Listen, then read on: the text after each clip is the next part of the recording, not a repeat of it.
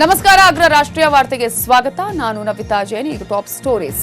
ಯಡಿಯೂರಪ್ಪ ಹಳೆ dairy reopen. Election ಹೊತ್ತಲ್ಲಿ ಬೆಂಕಿ ಹಚ್ಚಿದ ಕಾಂಗ್ರೆಸ್.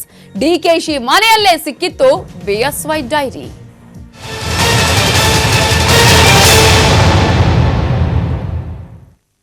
ಲೋಕಸಭೆ ಚುನಾವಣೆ ಹೊತ್ತಲ್ಲಿ ಬಿಜೆಪಿ ರಾಜ್ಯಾಧ್ಯಕ್ಷ ಯಡಿಯೂರಪ್ಪ ಮೇಲೆ ಕಾಂಗ್ರೆಸ್ 1800 ಕೋಟಿ ರೂಪಾಯಿ ಮೊತ್ತದ ಡೈರಿ ಬಾಂಬ್ ಅನ್ನ ಹಾಕಿದೆ. ಬಿಎಸ್ವೈ ಸಿಎಂ ಆಗಿದ್ದಾಗ ಹೈಕಮಾಂಡ್ಗೆ 1800 ಕೋಟಿ ರೂಪಾಯಿ ಲಂಚ ಕೊಟ್ಟಿದ್ದಾರೆ ಅಂತ ಹಳೆ ಡೈರಿ ಕೇಸ್ಗೆ ಬೆಂಕಿ ಇಟ್ಟಿದೆ. ಆದರೆ ಆರೋಪವೆಲ್ಲ ನಿರಾಧಾರ. ಅದು ನನ್ನ ಡೈರಿ ಅಲ್ಲ, ನನ್ನ ಸೈನು ಅದಲ್ಲ ಅಂತ ಯಡಿಯೂರಪ್ಪ ಸ್ಪಷ್ಟವಾಗಿ ಆರೋಪವನ್ನ ತಳ್ಳಿ ಹಾಕಿದ್ದಾರೆ. ಬಿಎಸ್ವೈ ಮೇಲೆ 1800 ಕೋಟಿ ಲಂಚದ ಬಾಂಬ್. ಹೈಕಮಾಂಡ್ಗೆ ಕಪ್ಪ ಕಾಣಿಕೆ ಕೊಟ್ಟ ಆರೋಪ. ದೆಹಲಿ ಮಟ್ಟದಲ್ಲಿ ಕಾಂಗ್ರೆಸ್ನಿಂದ ಡೈರಿ ರಿಲೀಸ್.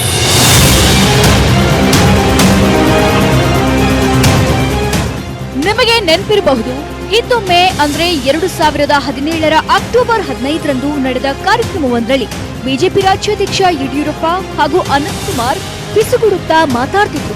ರಾಜ್ಯ ಕಾಂಗ್ರೆಸ್ ನಾಯಕರು ಅವರ ಹೈಕಮಾಂಡ್ಗೆ ಕಪ್ಪ ಕಾಣಿಕೆ ಕೊಟ್ಟ ವಿಷಯ ಮಾತನಾಡುವಾಗ ನಾವೇನು ಕೊಟ್ಟಿರಲಿಲ್ವಾ ಅಂತ ಮಾತಾಡಿದ್ರು. ಈ ದೃಶ್ಯ ದೇಶದಲ್ಲೇ ಸಂಚಲನ ಮೂಡಿಸಿತ್ತು.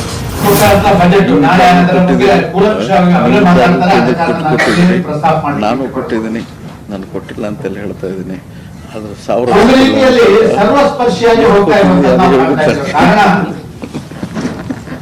ಪ್ರಥಮ ಕಾಲಘಟ್ಟದಲ್ಲಿ ಭಾರತೀಯ ಜನತಾ ಪಾರ್ಟಿ ಹೇಳಿದ್ರೆ ಅದೊಂದು ಕಾರ್ಪೊರೇಟ್ ವಲಯಕ್ಕೆ ಸೇರಿದಂತ ಒಂದು ಸರ್ಕಾರ ಅಂತ ಹೇಳುವಂತದನ್ನು ನಮ್ಮ ವಿರೋಧಿಗಳು ಹೇಳುವಂತ ಕೆಲಸ ಕಾರ್ಯಗಳು.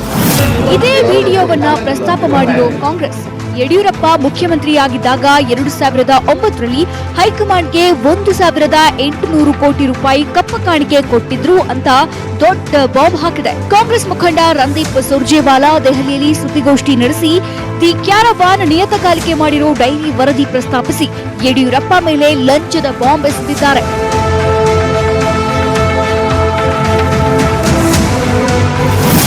फरवरी 2017 को भारतीय राष्ट्रीय कांग्रेस के इसी मंच से जेल बर्ड येदियुरप्पा जी और स्वर्गवासी अनंत कुमार जी का एक वीडियो हमने रिलीज किया था और उस वीडियो में ये साफ था कि 1000 करोड़ रुपए से अधिक की रिश्वत भारतीय जनता पार्टी के नेतृत्व को दी गई है और इस बारे में एक डायरी भी है. I read it again. Yediyurappa, let the diary come out. Anant Kumar, yes. Until elections they will have to keep answering. Let them do it. ಹಾಗಿದ್ರೆ ಬಿಎಸ್ವೈ ಡೈರಿಯಲ್ಲಿ ಏನೇನ್ ಬರೆದಿದ್ದಾರೆ ಅಂತ ಆರೋಪಿಸಲಾಗಿದೆ ಅನ್ನೋದನ್ನ ನೋಡೋದಾದ್ರೆ,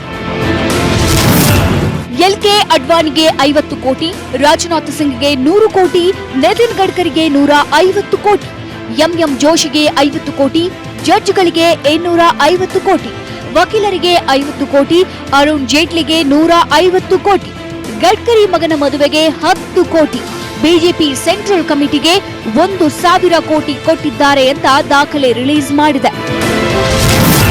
ಕಾಂಗ್ರೆಸ್ ಏಟಿಗೆ ಬಿಜೆಪಿ ತಿರುಗೇಟು. ಬಿಎಸ್ವೈ ರವಿಶಂಕರ್ ಪ್ರಸಾದ್ ಗುತ್ತು.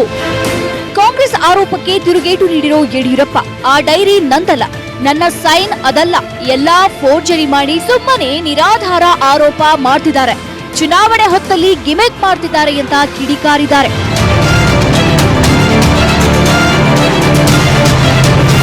ಈಗ ಪ್ರಸ್ತಾಪಿಸಿರುವ ಭ್ರಷ್ಟಾಚಾರ ಆರೋಪದ ಕುರಿತು ಆದಾಯ ತೆರಿಗೆ ಇಲಾಖೆಯ ದಾಖಲೆಗಳನ್ನು ಮತ್ತು ನನ್ನ ಕೈ ಬರಹ ಹಾಗೂ ಸಹಿಯನ್ನು ಕೂಡ ತಪಾಸಣೆಗೆ ಒಳಪಡಿಸಿದ್ದು ಅವೆಲ್ಲವೂ ನಕಲಿ ಅನ್ನುವಂಥದ್ದು ದೃಢಪಟ್ಟಿದೆ. ಕಾಂಗ್ರೆಸ್ ನಾಯಕರು ರಾಜಕೀಯವಾಗಿ ಲಾಭ ಪಡೆಯುವ ಉದ್ದೇಶ ಬಿಟ್ಟರೆ ಇದರ ಹಿಂದೆ ಯಾವುದೇ ವಾಸ್ತವಾಂಶ ಇಲ್ಲ. ಅತ್ತ ದೆಹಲಿಯಲ್ಲಿ ಸುದ್ದಿಗೋಷ್ಠಿ ನಡೆಸಿ ಮಾತನಾಡಿದ ಕೇಂದ್ರ ಸಚಿವ ರವಿಶಂಕರ್ ಪ್ರಸಾದ್, ಯಡಿಯೂರಪ್ಪ ಮೇಲಿನ ಆರೋಪ ಸುಳ್ಳು ಅಂತ ಕಾಂಗ್ರೆಸ್ಗೆ ತಿರುಗೇಟು ಕೊಟ್ಟಿದ್ದಾರೆ. ಕಾಂಗ್ರೆಸ್ನ ಡಿಕೆ ಶಿವಕುಮಾರ್ ಅವರ ಹೈಕಮಾಂಡ್ಗೆ ಕಪ್ಪ ಕಾಣಿಕೆ ಕೊಟ್ಟಿದ್ದಾರೆ. ಐಟಿ ರೇಡ್ ಆದಾಗ ಅವರು ದಾಖಲೆ ಸಮೇತ ಅಧಿಕಾರಿಗಳಿಗೆ ಸಿಕ್ಕಿಬಿದ್ದಿರಲಿಲ್ವಾ? ಚುನಾವಣೆಯಲ್ಲಿ ಸೋಲುವ ಭಯದಿಂದ ಹೀಗೆಲ್ಲ ಮಾಡ್ತಿದ್ದಾರೆ ಅಂತ ಟಾಂಗ್ ಕೊಟ್ಟಿದ್ದಾರೆ.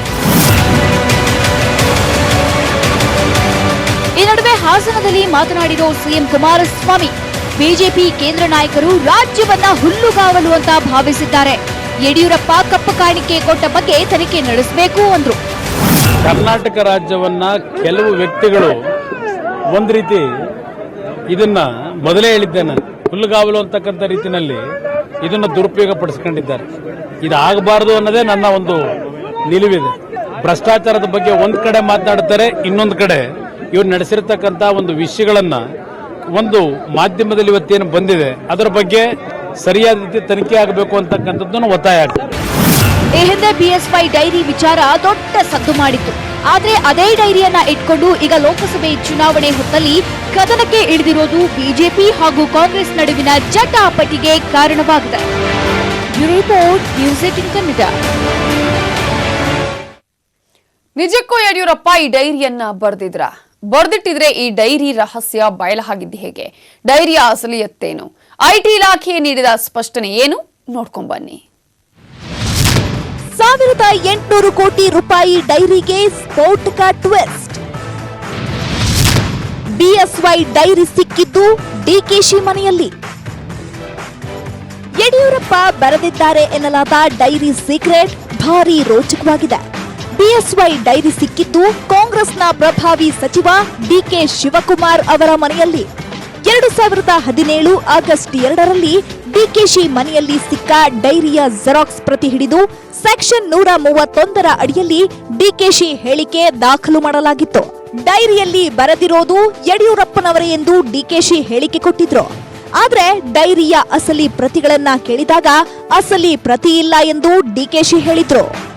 कांग्रेस पार्टी के एक नेता हैं, वरिष्ठ नेता हैं, अभी भी मंत्री हैं, शिव कुमार, उनके यहाँ भी रेड होती है और एक किस्सा वहीं से शुरू होता है. श्रीमान D Shiv Kumar income tax के लोगों को एक लूज शीट भी पकड़ा देते हैं. उन्होंने पूछा कि ये क्या है? कहा कि ये एक डायरी के कुछ लूज पन्ने हैं. कहा आपको कहां से मिले? इट वॉज ए फोटोकॉपी, वो फोटोकॉपी थी, ध्यान रखिए. आपको कहां से मिले? तो उन्होंने कहा कि मैं पॉलिटिकल लीडर हूं, मुझे लोगों से मिल जाता है.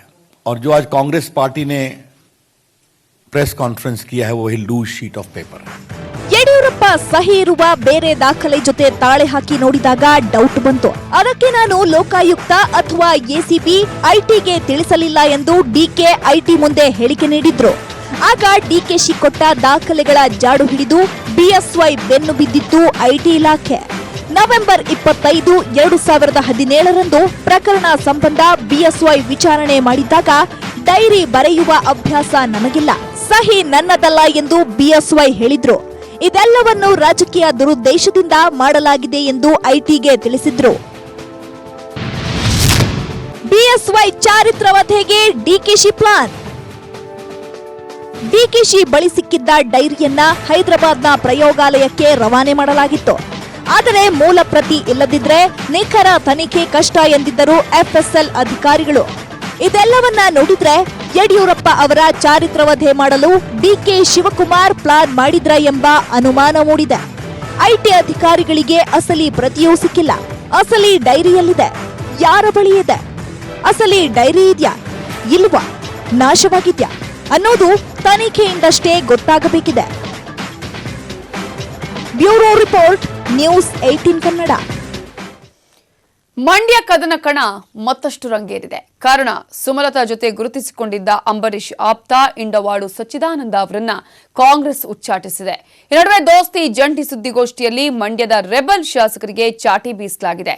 ನಟ ದರ್ಶನ್ ಹಾಗೂ ಯಶ್ ವಿರುದ್ಧ ಜೆಡಿಎಸ್ ಮುಗಿಬಿದ್ರೆ ಸುಮಲತಾ ಜೆಡಿಎಸ್ನವರಿಗೆ ವಾರ್ನಿಂಗ್ ಕೊಟ್ಟಿದ್ದಾರೆ. ಮೈತ್ರಿ ಧರ್ಮ ಪಾಲಿಸದ ಕಾಂಗ್ರೆಸ್ ಲೀಡರ್ಗೆ ಶಾಕ್. ಸುಮಲತಾ ಬೆಂಬಲಿಸಿದ್ದಕ್ಕೆ ಸಚ್ಚಿದಾನಂದ ಉಚ್ಚಾಟನೆ. ಹೌದು, ಮಂಡ್ಯ ಅಖಾಡದಲ್ಲಿ ದೋಸ್ತಿ ತಿಕ್ಕಾಟ ಯಾವ ಮಟ್ಟಕ್ಕೆ ಹೋಗಿದೆ ಅಂದ್ರೆ ಸುಮಲತಾ ಬೆನ್ನಿಗೆ ನಿಂತ ಅಂಬರೀಶ್ ಹಾಗೂ ಎಂಬಿ ಪಾಟೀಲ್ ಆಪ್ತ ಕೆಪಿಸಿಸಿ ಸದಸ್ಯ ಇಂಡುವಾಳು ಸಚ್ಚಿದಾನಂದರನ್ನ ಕಾಂಗ್ರೆಸ್ ಉಚ್ಚಾಟನೆ ಮಾಡಿದೆ. ಕೆಪಿಸಿಸಿ ನೋಟಿಸ್ಗೂ ಕ್ಯಾರೆ ಎನ್ನದೆ ಸುಮಲತಾ ಪರ ಪ್ರಚಾರ ಮಾಡುತ್ತಿರುವುದಕ್ಕೆ ಉಚ್ಚಾಟನೆ ಮಾಡಲಾಗಿದೆ. ಜಂಟಿ ಸುದ್ದಿಗೋಷ್ಠಿಗೆ ರೆಬಲ್ಸ್ ಆಬ್ಸೆಂಟ್.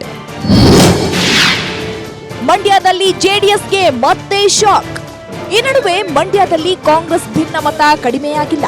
ಇಂದು ಕರೆದಿದ್ದ ಜಂಟಿ ಸುದ್ದಿಗೋಷ್ಠಿಗೆ ರೆಬಲ್ಗಳಾದ ಮಾಜಿ ಶಾಸಕ ಚಲುವರಾಯಸ್ವಾಮಿ, ನರೇಂದ್ರ ಸ್ವಾಮಿ, ರಮೇಶ್ ಬಂಡಿಸಿದ್ದೇಗೌಡ ಕೈಕೊಟ್ಟಿದ್ರು.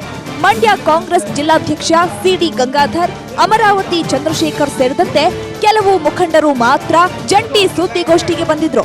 ಇನ್ನು ನಟರನ್ನಾಗಲಿ ಎದುರಾಳಿಯನ್ನಾಗಲಿ ಟೀಕೆ ಮಾಡಬೇಡಿ ಎಂದು ದೋಸ್ತಿ ಅಭ್ಯರ್ಥಿ ನಿಖಿಲ್ ಮನವಿ ಮಾಡಿದ್ರು. ಇನ್ನು ನಿಖಿಲ್ ಮಂಡ್ಯ ಅಳಿಯ ಆಗ್ತಾರೆ ಎಂದಿದ್ದ ಸುರೇಶ್ ಗೌಡ ಹೇಳಿಕೆಗೆ ಪ್ರತಿಕ್ರಿಯಿಸಿದ ನಿಖಿಲ್, ಮಂಡ್ಯದಲ್ಲಿ ನಿಜವಾಗ್ಲೂ ಹೆಣ್ಣು ಸಿಕ್ಕರೆ ಮದುವೆ ಆಗ್ತೀನಿ ಅಂದ್ರು. ಯಾರು ಯಾರ ಬಗ್ಗೆ ತೀರಾ ಪರ್ಸನಲ್ ಆಗಕ್ಕೆ ಹೋಗಬಾರ್ದು ಸರ್. ಜನಗಳ ತೀರ್ಪಿಗೆ ನಾವೆಲ್ಲರೂ ತಲೆಬಾಗಬೇಕಾಗುತ್ತೆ. ಸೊ ಈ ತರ ಪರ್ಸನಲ್ ಅಟ್ಯಾಕ್ಸ್ ಯಾರು ಮಾಡೋದು ಒಳ್ಳೇದಲ್ಲ. ನನ್ನ ಪ್ರಕಾರ ನಾವು ಮಾಡಬಾರ್ದು, ಅವರು ಮಾಡಬಾರ್ದು, ಯಾರು ಮಾಡಬಾರ್ದು. ಅಲ್ಲ, ಚುನಾವಣೆಗೋಸ್ಕರ ಮದುವೆ ವಿಚಾರ ಏನಲ್ಲ. ನಮಗೋಸ್ಕರ ನಮ್ಮ ತಂದೆ ತಾಯಿ ಮದುವೆ ಮಾಡಬೇಕು ಅಂತ ಯೋಚನೆ ಮಾಡ್ಕೊಂಡು ಹುಡುಕ್ತಾ ಇದ್ದಾರೆ ಹೆಣ್ಣ. ಮಂಡ್ಯ ಜಿಲ್ಲೆ ಸಿಕ್ಕಿದ್ರು ಆಗ್ತೀವಿ. ಇಲ್ಲ, ನನ್ನ ಸುರೇಶ್ ಅಣ್ಣನೇ ಕೇಳಬೇಕು. ಇನ್ನು ಪ್ರಚಾರಕ್ಕೆ ನಮಗೆ ಯಾವ ಸಿನಿಮಾ ನಟರು ಬೇಕಾಗಿಲ್ಲ ಎಂದ ಸಚಿವ ಪುಟ್ಟರಾಜು, ನಿಖಿಲ್ಗಿಂತ ಬೇರೆ ಹೀರೋ ಬೇಕಾ ಅಂತ ದರ್ಶನ್ ಹಾಗೂ ಯಶ್ಗೆ ಟಾಂಗ್ ಕೊಟ್ರು. ಸೀತಾರಾಮ ಕಲ್ಯಾಣ ನೋಡಿದ್ರ ಸರ್? ನಮ್ಮ ಹೀರೋದು ಆಕ್ಟ್ ನೋಡಿದ್ರೆ ನೀವು ಈ ಪ್ರಶ್ನೆ ಉದ್ಭವ ಆಯ್ತಿರ್ಲಿಲ್ಲ. ನೋಡಿ, ಥ್ಯಾಂಕ್ ಯು ಸರ್. ಹಾಗಿದ್ರೆ ನಕ್ಕಿಂತ ಹೀರೋ ಬೇಕಾ ಸರ್?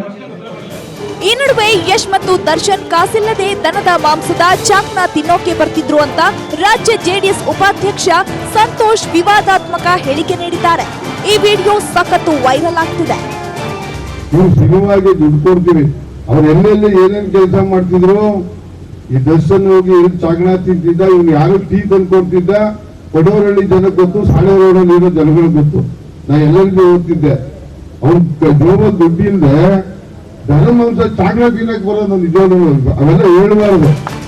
ಇನ್ನು ನ್ಯೂಸ್ 18 ಜೊತೆ ಮಾತನಾಡಿದ ಅಮರಾವತಿ ಚಂದ್ರಶೇಖರ್, ರಾಜಕೀಯ ಉದ್ದೇಶಕ್ಕಾಗಿ ಅಷ್ಟೇ ಅಂಬರೀಶ್ ಜೊತೆ ಇದ್ದೆ, ಆದ್ರೆ ಈಗ ಅಂಬರೀಶ್ ಇಲ್ಲ, ಅದಕ್ಕೆ ನಾನು ಸುಮಲತಾಗೆ ಬೆಂಬಲಿಸುತ್ತಿಲ್ಲ ಎಂದಿದ್ದಾರೆ.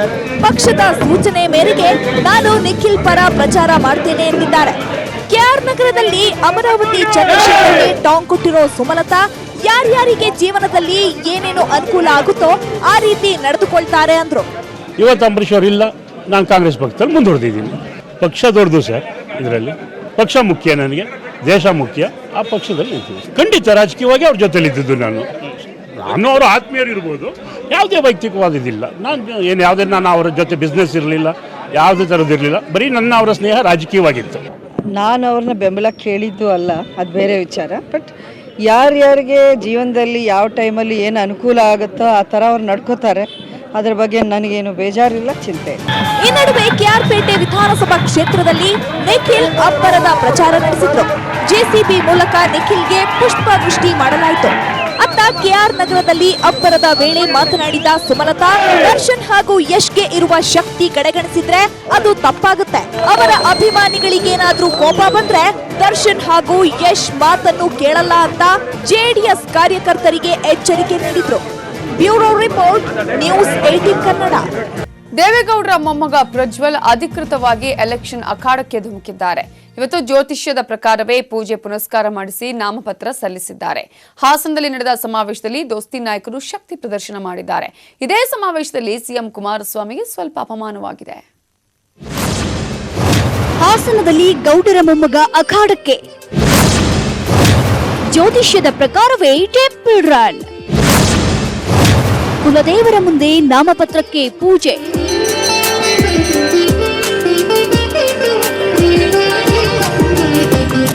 ಹಾಸನದಲ್ಲಿ ದೇವೇಗೌಡರ ಮೊಮ್ಮಗ ಪ್ರಜ್ವಲ್ ಅಧಿಕೃತವಾಗಿ ಚುನಾವಣಾ ಕಣಕ್ಕೆ ಎಂಟ್ರಿಯಾಗಿದ್ದಾರೆ. ಜ್ಯೋತಿಷ್ಯದ ಪ್ರಕಾರ ಬೆಳಗ್ಗೆ 5:30ರಿಂದಲೇ 5-6 ದೇವಸ್ಥಾನಗಳಿಗೆ ಅಪ್ಪ, ಅಮ್ಮ ಹಾಗೂ ಅಪಾರ ಬೆಂಬಲಿಗರ ಜೊತೆ ತೆರಳಿ ಪ್ರಜ್ವಲ್ ವಿಶೇಷ ಪೂಜೆ ಸಲ್ಲಿಸಿದ್ರು. ನಾಮಪತ್ರಕ್ಕೂ ಪೂಜೆ ಮಾಡಿಸಿದ್ರು. ಹೊಳೆನರಸೀಪುರದ ಹರದನಹಳ್ಳಿಯಲ್ಲಿರೋ ತಮ್ಮ ಕುಲದೇವರು ಈಶ್ವರ ದೇವಾಲಯದಲ್ಲಿ ನಾಮಪತ್ರ ಹಾಗೂ ದಾಖಲೆಗಳನ್ನಿಟ್ಟು ಪೂಜೆ ಮಾಡಿಸಿದ್ರು.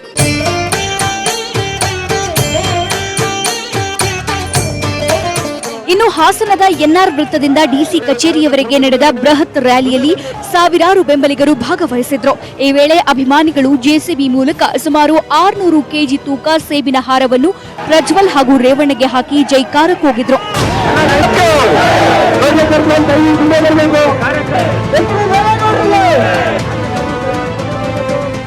ಇನ್ನು 12:05ರಿಂದ 12:47 ಸಮಯದಲ್ಲಿ ಪ್ರಜ್ವಲ್ ತಮ್ಮ ತಂದೆ ತಾಯಿ, ಚಿಕ್ಕಪ್ಪ ಸಿಎಂ ಕುಮಾರಸ್ವಾಮಿ ಹಾಗೂ ಕಾಂಗ್ರೆಸ್ ಮುಖಂಡರೊಬ್ಬರ ಜೊತೆ ನಾಮಪತ್ರ ಸಲ್ಲಿಸೋಕೆ ಡಿಸಿ ಕಚೇರಿಗೆ ಬಂದರು. ಖುದ್ದು ರೇವಣ್ಣರೇ 2 ಬಾರಿ ನಾಮಪತ್ರ ಪರಿಶೀಲಿಸಿದ್ರು. ಎಲ್ಲಾ ದಾಖಲೆಗಳ ಪರಿಶೀಲನೆ ಬಳಿಕ ಪ್ರಜ್ವಲ್ 12:35ಕ್ಕೆ ಉಮೇದುವಾರಿಕೆ ಸಲ್ಲಿಸಿದ್ರು.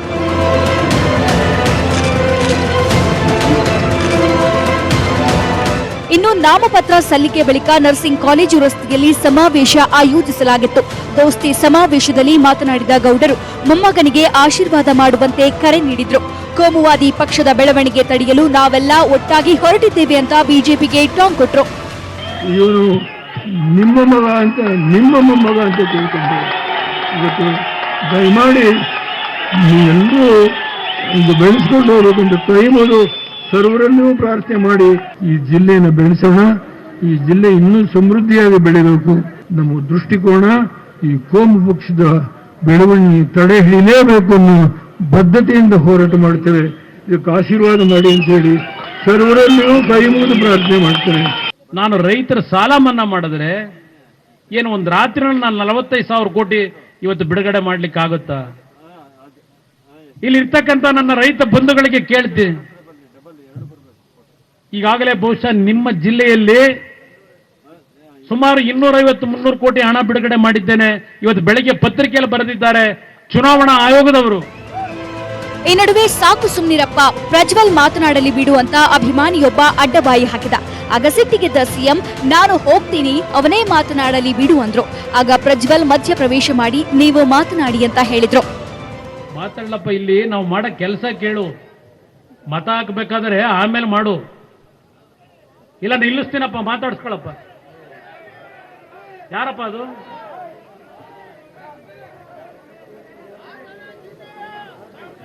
ಏನ್ ಹೇಳ್ತಾ ಇದ್ದೇನೆ ಅರ್ಥ ಮಾಡ್ಕೊಳ್ಳಿ. ಈ ರಾಜ್ಯದ ಜನತೆಗೆ ಸಂದೇಶ ಕೊಡ್ತಾ ಇದ್ದೇನೆ. ಒಟ್ನಲ್ಲಿ ಹಾಸನದಲ್ಲಿ ಗೌಡರ ಉತ್ತರಾಧಿಕಾರಿ ಎಂದೇ ಬಿಂಬಿತವಾದ ಪ್ರಜ್ವಲ್ ರೇವಣ್ಣ ಅಖಾಡಕ್ಕೆ ಎಂಟ್ರಿಯಾಗಿದ್ದಾರೆ. ಇನ್ನು ಎದುರಾಳಿ ಬಿಜೆಪಿಯ ಎ ಮಂಜು ಎಂಟ್ರಿ ಹೇಗಿರುತ್ತೆ ನೋಡ್ಬೇಕು. ಕೃಷ್ಣ ಜೊತೆ ಅಶೋಕ್, ನ್ಯೂಸ್ 18 ಕನ್ನಡ, ಹಾಸನ. ರಾಜ್ಯ ಸರ್ಕಾರಕ್ಕೆ ಇವತ್ತು ಕರಾಳ ದಿನ. ಆರೋಗ್ಯವಾಗಿ ಚೆನ್ನಾಗೇ ಇದ್ದ ಸಚಿವರು ಇನ್ನಿಲ್ಲ. ಬಡವರ ಬಂಧು ಅಂತಾನೆ ಹೆಸರು ಮಾಡಿದ್ದ ಸಚಿವ ಸಿಎಸ್ ಶಿವಳ್ಳಿ ಇನ್ನು ನೆನಪು ಮಾತ್ರ. ತೀವ್ರ ಹೃದಯಾಘಾತದಿಂದ ಪೌರಾಡಳಿತ ಸಚಿವ ಸಿಎಸ್ ಶಿವಳ್ಳಿ ನಿಧನವಾಗಿದ್ದಾರೆ. ಪೌರಾಡಳಿತ ಸಚಿವ ಸಿಎಸ್ ಶಿವಳ್ಳಿ ಇನ್ನಿಲ್ಲ. ತೀವ್ರ ಹೃದಯಾಘಾತದಿಂದ ಬಡವರ ಬಂಧು ನಿಧನ. ಪೌರಾಡಳಿತ ಸಚಿವ ಸಿಎಸ್ ಶಿವಳ್ಳಿ ಇನ್ನು ನೆನಪು ಮಾತ್ರ. ಧಾರವಾಡ ಕುಂದಗೋಳ ಕ್ಷೇತ್ರದ ಶಾಸಕರಾಗಿ ತಾಲೂಕಿನಲ್ಲಿ ಬಡವರ ಬಂಧು ಎಂದು ಹೆಸರು ಮಾಡಿದ್ದ ಸಚಿವ ಶಿವಳ್ಳಿ ಅವರು ತೀವ್ರ ಹೃದಯಾಘಾತದಿಂದ ಮೃತಪಟ್ಟಿದ್ದಾರೆ. ಮಧ್ಯಾಹ್ನ 1 ಗಂಟೆ ವೇಳೆಗೆ ಹುಬ್ಬಳ್ಳಿಯ ಜೆಪಿ ನಗರದ ನಿವಾಸದಲ್ಲಿ ಹಾರ್ಟ್ ಅಟ್ಯಾಕ್ ಆಗಿತ್ತು. ತಕ್ಷಣ ಅವರನ್ನ ಖಾಸಗಿ ಆಸ್ಪತ್ರೆಗೆ ಸೇರಿಸಲಾಯಿತು. ಆದ್ರೆ ಮಾರ್ಗ ಮಧ್ಯೆಯೇ ಮೃತಪಟ್ಟಿರುವುದಾಗಿ ವೈದ್ಯರು ಹೇಳ್ತಾ ಇದ್ದಂತೆ ಕುಟುಂಬಸ್ಥರು ಹಾಗೂ ಕಾರ್ಯಕರ್ತರ ಆಕ್ರಂದನ ಮುಗಿಲು ಮುಟ್ಟಿತ್ತು. ಕೊನೆ ಕ್ಷಣದವರೆಗೂ ಲವಲವಿಕೆಯಿಂದ ಇದ್ದ ಸಚಿವರು. ಕೈಸನ್ನೆ ಮೂಲಕವೇ ಪತ್ನಿಗೆ ಸಿಎಸ್ ಶಿವಳ್ಳಿ ವಿದಾಯ. ಸಚಿವ ಶಿವಳ್ಳಿ ಅವರು ಜನಾನುರಾಗಿ, ಕ್ಷೇತ್ರದ ಜನರ ಕಷ್ಟ ಸುಖಗಳಲ್ಲಿ ಭಾಗಿಯಾಗ್ತಿದ್ರು. ಇದರಿಂದಾಗಿಯೇ ಕುಂದಗೋಳ ತಾಲೂಕಿನ ಜನ ಅವರನ್ನ ಬಡವರ ಬಂಧು ಅಂತ ಕರೆತಿದ್ರು. ಧಾರವಾಡದಲ್ಲಿ 5 ಅಂತಸ್ತಿನ ಕಟ್ಟಡ ಕುಸಿದ ದುರಂತದ ಸ್ಥಳದಲ್ಲಾದ ಸಾವು ನೋವಿಗೆ ಮರುಗಿದ್ರು. ನಿನ್ನೆ ಕೂಡ ಸಿಎಂ ಕುಮಾರಸ್ವಾಮಿ ಜೊತೆಗಿದ್ದು ದುರಂತ ಸ್ಥಳದಲ್ಲಿ ಪರಿಸ್ಥಿತಿ ಅವಲೋಕಿಸಿದ್ರು. ಈ ನೋವನ್ನ ಹೊತ್ತಿದ್ದ ಸಿಎಸ್ ಶಿವಳ್ಳಿ ಅವರು ಇಂದು ಮಧ್ಯಾಹ್ನ 12:30ಕ್ಕೆ ಕಾರ್ಯಕರ್ತರ ಜೊತೆ ತಮ್ಮ ಮನೆಯಲ್ಲಿ ಮಾತಾಡ್ತಿದ್ರು. ಈ ವೇಳೆ 12:45ಕ್ಕೆ ಎದೆ ನೋವಿನಿಂದ ನಡುಗಲು ಆರಂಭಿಸಿದ್ರು. ಮನೆಯೊಳಗೆ ಹೋದ ಸಚಿವರು ಮಜ್ಜಿಗೆ ಸೇವಿಸಿದ್ರು. 1 ಗಂಟೆ ವೇಳೆ ವಾಂತಿ ಶುರುವಾಯಿತು.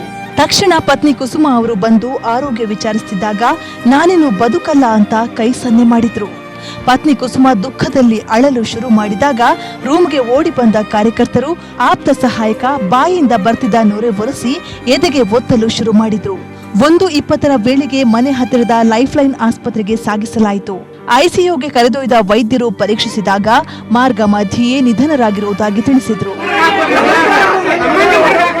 ನಿಧನದ ಸುದ್ದಿ ತಿಳಿಸಿದಂತೆ ಕಾರ್ಯಕರ್ತರು, ಬೆಂಬಲಿಗರು, ಸಚಿವರ ಆಪ್ತರು ಆಸ್ಪತ್ರೆಯತ್ತ ದೌಡಾಯಿಸಿ ಕಣ್ಣೀರು ಹಾಕಿದ್ರು. ಅಂತಿಮ ದರ್ಶನದ ವೇಳೆ ಅಭಿಮಾನಿಗಳ ಕಣ್ಣೀರು. ನಾಳೆ ಸ್ವಗ್ರಾಮ ಯರಗುಪ್ಪಿಯಲ್ಲಿ ಅಂತ್ಯಕ್ರಿಯೆ. 6 ಬಾರಿ ಶಾಸಕ ಸ್ಥಾನಕ್ಕೆ ಸ್ಪರ್ಧಿಸಿದ್ದ ಎಸ್ ಶಿವಳ್ಳಿಯವರು 3 ಬಾರಿ ಗೆದ್ದು ಸದ್ಯ ಮೈತ್ರಿ ಸರ್ಕಾರದಲ್ಲಿ ಪೌರಾಡಳಿತ ಸಚಿವರಾಗಿದ್ರು. ರಾಜ್ಕುಮಾರ್ ಅಭಿಮಾನಿ ಬಳಗ ಸ್ಥಾಪನೆ ಸೇರಿದಂತೆ ಮಹದಾಯಿ ಹೋರಾಟದಲ್ಲಿ ಮುಂಚೂಣಿಯಲ್ಲಿದ್ರು. ಸಹಾಯ ಕೇಳಿ ಬಂದವರಿಗೆ ನೆರವಾಗ್ತಿದ್ದ ಸಿಎಸ್ ಶಿವಳ್ಳಿ ಅವರು ಇನ್ನಿಲ್ಲ ಅನ್ನೋ ಸುದ್ದಿ ಅವರ ಅಪಾರ ಅಭಿಮಾನಿಗಳಿಗೆ ದೊಡ್ಡ ಆಘಾತ ತಂದಿತ್ತು. ಆಸ್ಪತ್ರೆಯಿಂದ ಸ್ವಗೃಹಕ್ಕೆ ಮೃತದೇಹ ತಂದು ಸಾರ್ವಜನಿಕರ ಅಂತಿಮ ದರ್ಶನಕ್ಕಿಡಲಾಯಿತು.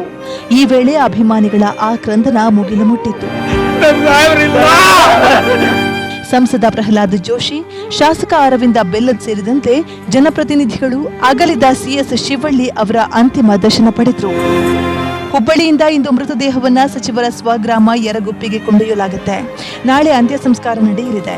ಸಿಎಸ್ ಶಿವಳ್ಳಿ ಅವರು ಪತ್ನಿ ಸೇರಿದಂತೆ ಓರ್ವ ಪುತ್ರ ಹಾಗೂ 2 ಹೆಣ್ಣು ಮಕ್ಕಳನ್ನ ಅಗಲಿದ್ದು ಕುಟುಂಬ ಶೋಕ ಸಾಗರದಲ್ಲಿ ಮುಳುಗಿದೆ. ಪರಶುರಾಮ್ ತಹಶೀಲ್ದಾರ್, ನ್ಯೂಸ್ 18 ಕನ್ನಡ, ಹುಬ್ಬಳ್ಳಿ. ನಾಳೆಯಿಂದ ಚೆನ್ನೈನಲ್ಲಿ ರಾಯಲ್ ಚಾಲೆಂಜರ್ಸ್ ಬೆಂಗಳೂರು ಮತ್ತು ಚೆನ್ನೈ ಸೂಪರ್ ಕಿಂಗ್ಸ್ ನಡುವೆ ಐಪಿಎಲ್ ಮೊದಲ ಪಂದ್ಯ ನಡೆಯಲಿದೆ. ಇವತ್ತು ಸೀಸನ್ 11ರ ಐಪಿಎಲ್ ಟ್ರೋಫಿಯನ್ನ ಬೆಂಗಳೂರಿನ ಫೋರಂ ಮಾಲ್ ಅಲ್ಲಿ ಪ್ರದರ್ಶನಕ್ಕೆ ಇಡಲಾಗಿತ್ತು. ಐಪಿಎಲ್ ಪ್ರೇಮಿಗಳು ಮಾಲ್ಗೆ ಭೇಟಿ ಕೊಟ್ಟು ಟ್ರೋಫಿ ಜೊತೆಗೆ ಸೆಲ್ಫಿ ಕ್ಲಿಕ್ಕಿಸಿಕೊಂಡು ಈ ಬಾರಿ ಕಪ್ ನಮ್ದೇ ಅಂತ ರಾಯಲ್ ಚಾಲೆಂಜರ್ಸ್ ಬೆಂಗಳೂರು ತಂಡಕ್ಕೆ ಜಯಕಾರ ಹಾಕಿದರು.